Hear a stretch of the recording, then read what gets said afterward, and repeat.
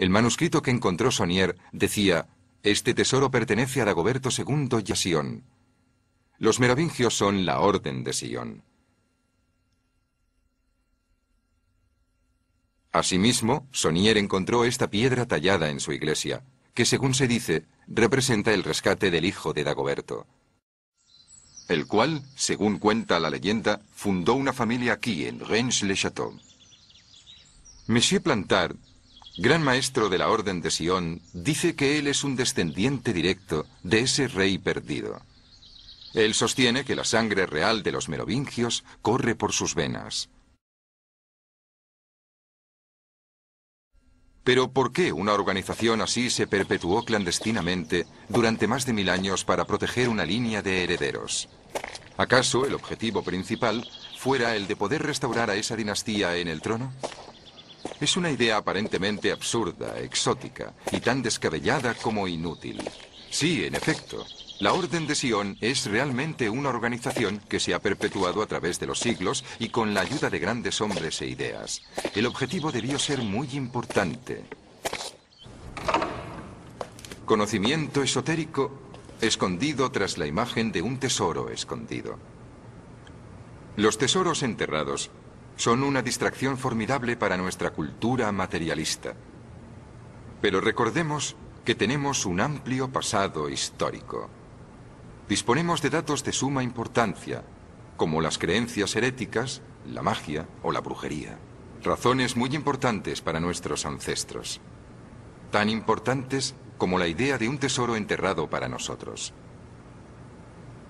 Para poder comprender a la Orden de Sion, debemos intentar dejar de lado nuestra imagen escéptica y racional del mundo y verlo con los ojos de nuestros antepasados.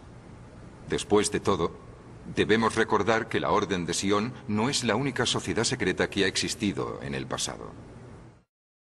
La aparición constante de formas geométricas en nuestros datos es curiosamente parecida a la de las escuelas iniciáticas muy antiguas, como la escuela pitagórica, que floreció a partir del siglo VI a.C. Para ellos, la estrella de 5 puntas representaba la eternidad, la vida y la salud.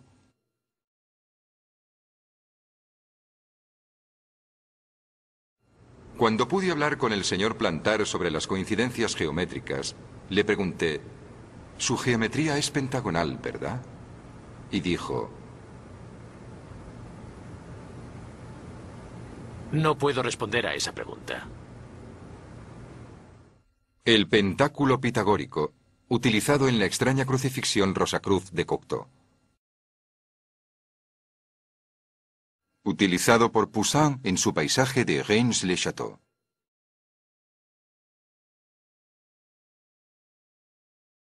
Escondido en el manuscrito hallado en la iglesia por Saunier, cuya santa patrona es María Magdalena, a quien los iniciados de la Edad Media adjudicaron el mismo símbolo de 5 puntas. Según cuenta la leyenda, María Magdalena fue quien trajo el Santo Grial a Francia.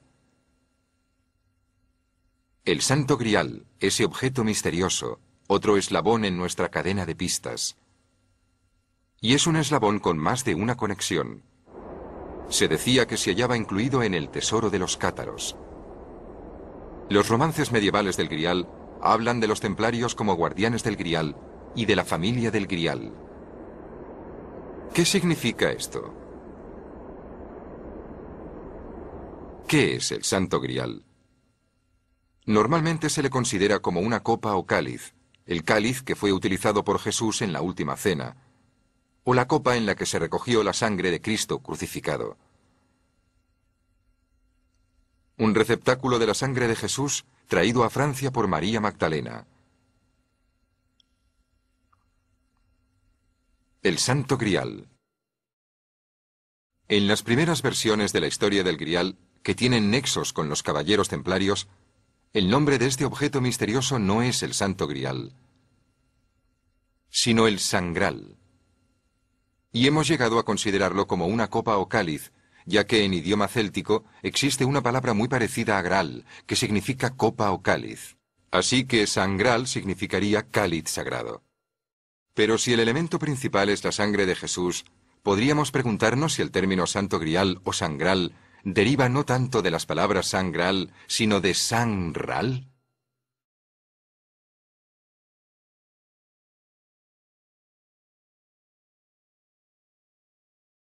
Entonces no hablamos de un cáliz, sino de la sangre real. Súbitamente surge ante nosotros una posibilidad inimaginable e inesperada.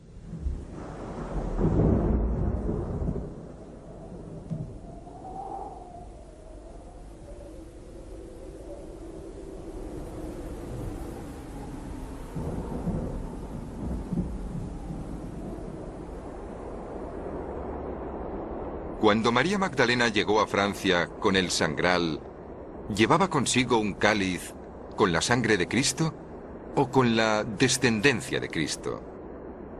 ¿Es por eso que se describía a los templarios como guardianes del Grial y de la familia del Grial? ¿Pudo ser esa familia el descendiente directo de Jesús? Soy consciente de que una idea así podría parecer ofensiva o blasfema para muchos. Pero, ¿y si algunos lo hubiesen creído así en el pasado?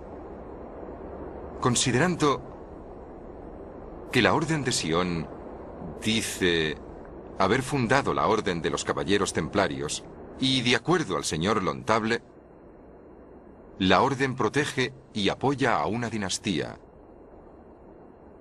la familia real merovingia, los descendientes de San Dagoberto. ¿Puede esto explicar el por qué los merovingios fueron reconocidos por la Iglesia como reyes por derecho divino, en lugar de haber sido ungidos por la Iglesia como tales? ¿Qué clase de imagen herética y sobrecogedora empieza a perfilarse ante nuestros ojos? De pronto, de la multitud de fragmentos separados de este misterio, surge una extraordinaria hipótesis. Jesús pertenecía a la dinastía real de David. Los sabios de Oriente la reconocieron como rey de los judíos por nacimiento. Murió en la cruz con el mismo título. INRI. Iesus Nazarenus, Rex Iudeorum. Jesús de Nazaret, rey de los judíos. Y murió por crímenes contra el Estado romano. La crucifixión era un castigo reservado para tales crímenes. ¿Era Jesús un rey que intentaba recuperar su trono? De ese modo, cuando María Magdalena llega a Francia con el receptáculo de la sangre de Cristo después de la crucifixión, ¿llevaba consigo a un descendiente de la casa real de Israel? ¿O era simplemente que la Magdalena era en sí misma el recipiente de la sangre de Cristo?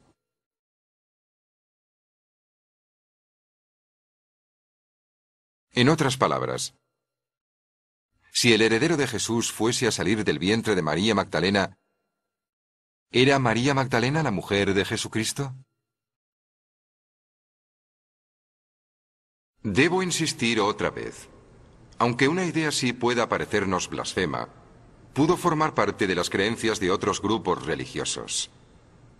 Ciertas formas de cristiandad, como el arrianismo, dicen que Jesús fue hombre antes que Dios, y los visigodos, con quienes San Dagoberto II estaba aliado, eran arrianos. Su descendencia y la Orden de Sion que les apoyaba continuaron practicando sus creencias, aunque fuesen ferozmente perseguidos por la Iglesia romana. Un Jesús, hombre y también Padre, quizás no fuese una idea tan ofensiva para ellos como para nosotros, que estamos tan influenciados por la fe en la que hemos creído.